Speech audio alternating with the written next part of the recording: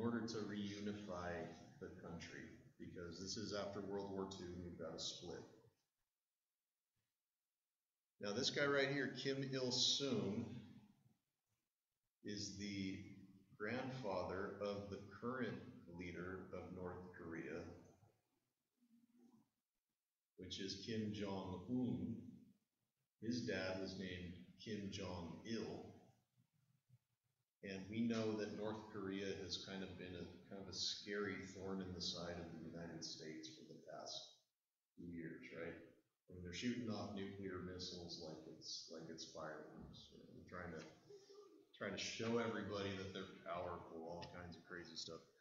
Anyways, in 1950, the North Koreans invade, and this is a great example of the domino theory. The North Koreans invade, and basically what I'm going to do, let me actually, before I get ahead of myself, let me show you the battle map.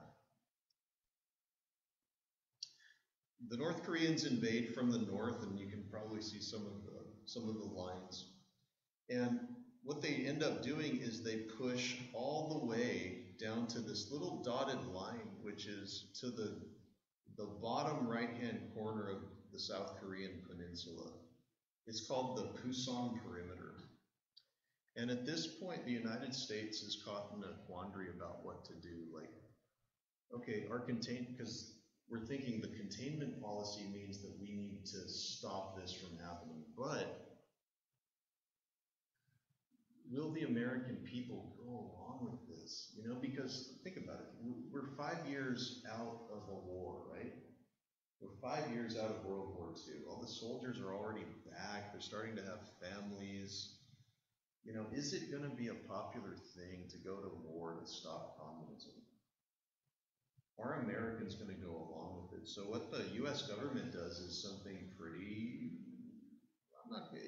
it's not sneaky, but it's a kind of a good idea. The United States government, being that the United Nations now exists, okay? The United Nations is made up of a few different nations. You've got Great Britain, France, the Soviet Union, and the United States, among others. And what the United States does is they actually go into, under the banner of the United Nations, sends in troops to go fight back, okay? So in other words, we don't send American troops from us, from the United States. We send American troops to volunteer with the under the banner of the United Nations. So really it's the United Nations fighting against the communists. It's not necessarily the United States fighting against the communists, but don't be confused. It's pretty much the United States soldiers fighting against the communists, and probably a few Canadians, and that's about it. Yes, Canadians fight too. Anyways, as a result, the United States, United Nations, okay, pushes all the way back up past the truce line up there, all the way up to the other red dotted line, which is called the farthest UN advance up there in 1950.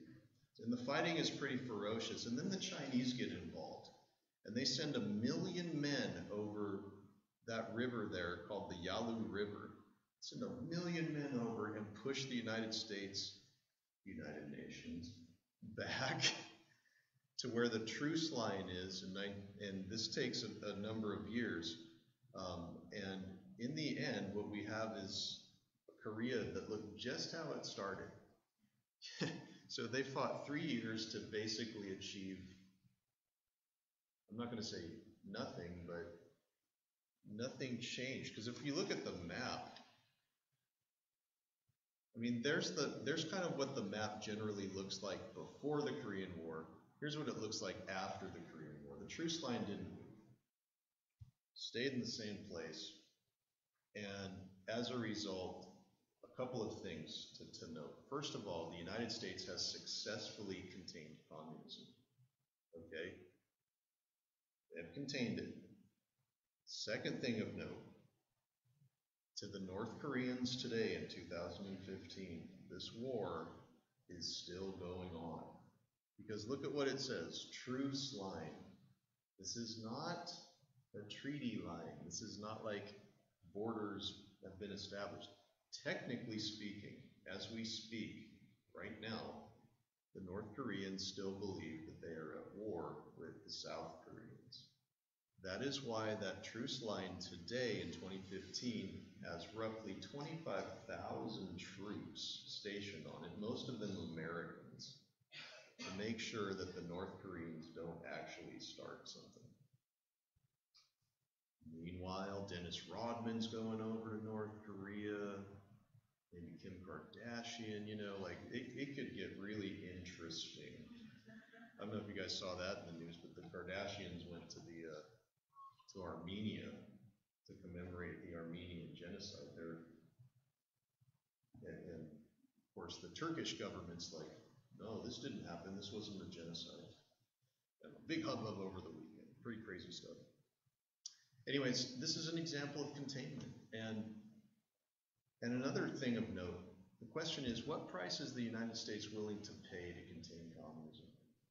Here it was 3 years and tens of thousands of lives. But in future wars, is the United States going to go along with that? Here's another thing about the Korean War.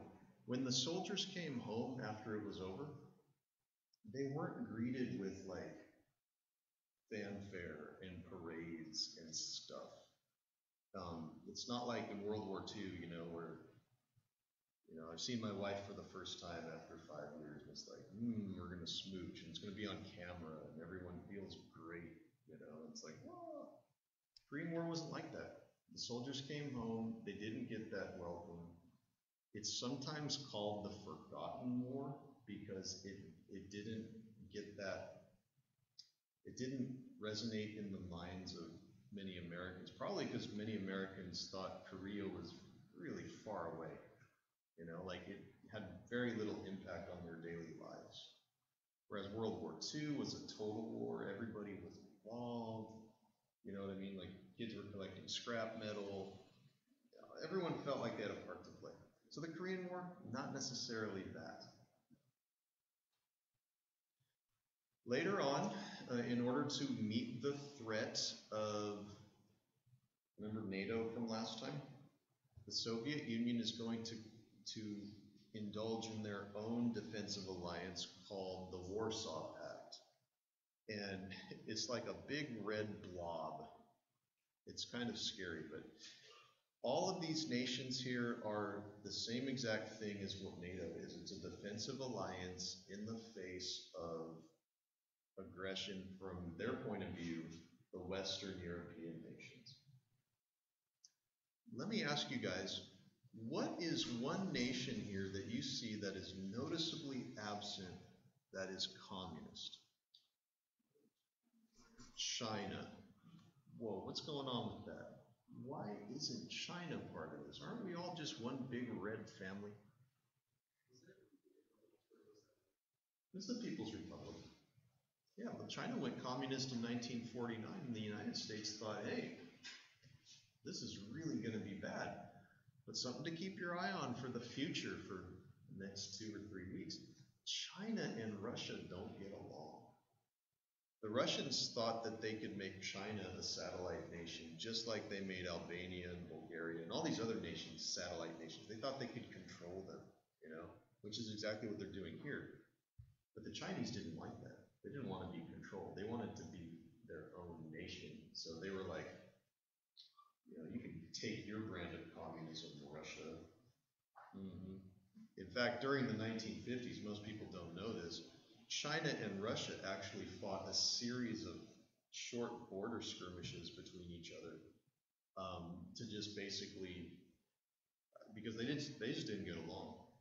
I don't know if they still don't get along, but back then, it's not like we're all just because we wear the color red doesn't mean we're all on the same team. So communism and communist ideals, arresting Hollywood movie stars, all kinds of things like that. So here's some highlights just from all that. Here's some stuff the video didn't really talk about, and then I'll go back to some of the points that the video kind of made. One of the first things Harry Truman did before 1950. And I know we're going back to Harry Truman and Eisenhower. Right? So, going back to Truman a little bit, a very important bill here. This is a bill called the Taft-Hartley Act, and what it means is that union workers had to sign non-communist oaths to actually, if they wanted to work, they had to actually sign on the dotted line, basically say, I am not a communist. Okay? President Truman actually thought this was pretty stupid and ridiculous to do. Like, why? Why would you do that to people? Like, why would you force them to sign it? Isn't that a violation of their civil liberties? Shouldn't people have the right to believe whatever they want to politically? Like, why is that an issue? And the reality is that Harry Truman didn't want to appear weak against communists because there was an election coming up in 1948 for president. So he wanted to look like he was standing firm against the communists. Even after the Taft-Hartley Act was passed, workers who had gotten the right to strike in the New Deal all of a sudden found themselves looked at with more suspicion and saw their strikes violently broken up by the government. Because of, right, communism is all about labor, right? It's all about workers and revolution and that kind of idea. So if you were a worker or a labor leader or an organizer that wanted to have your people go out on strike, you were looked at with a great deal of suspicion, okay? And again, Harry Truman didn't want to look like a knucklehead, right? That's the last thing you want to do as a president. You want to actually look like you're firm. And that's exactly what they did. They even, this is crazy stuff, they even had teachers.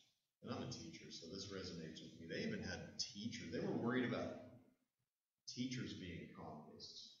And so even in a lot of school districts across the country, they had teachers sign a whole bunch of oaths just as well. And basically making it, heaven forbid that anybody might be a, communist and spreading communist propaganda. I don't know how you would quite do that as a teacher. I guess you could. I know I have the power to influence minds and control all your brains, right? That's exactly what I can do. I could read the story of the Three Little Pigs to a first grade class and have communism themes infiltrate them, right? Crazy stuff. But there was that fear. That's just how far the government was willing to go,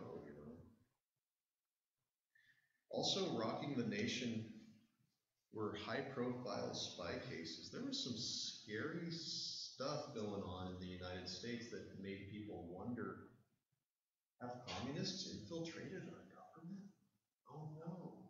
Is it like, oh geez, it's like a virus. Let's talk about two of the most high-profile spy cases that there were. The Rosenbergs. Now these folks were people that had been accused of ferreting information back and forth from people in the Manhattan Project, where these folks had some influence in, to Soviet spies. I'm not going to go too much into the trial, but there is great controversy about whether or not the Rosenbergs' actions actually led to the Soviets getting the bomb in 1949, and there's different schools of thought on that. However, they're guilty or not in the grand scheme of things. I guess we can all ask the big guy upstairs or whoever, whatever we believe in when we go. We can ask this, but since they were accused of passing atomic bomb secrets, the Soviet Union or the United States eventually executed them in 1953 by electric chair. And the effect of this was that Americans didn't feel completely safe, that their government was being infiltrated by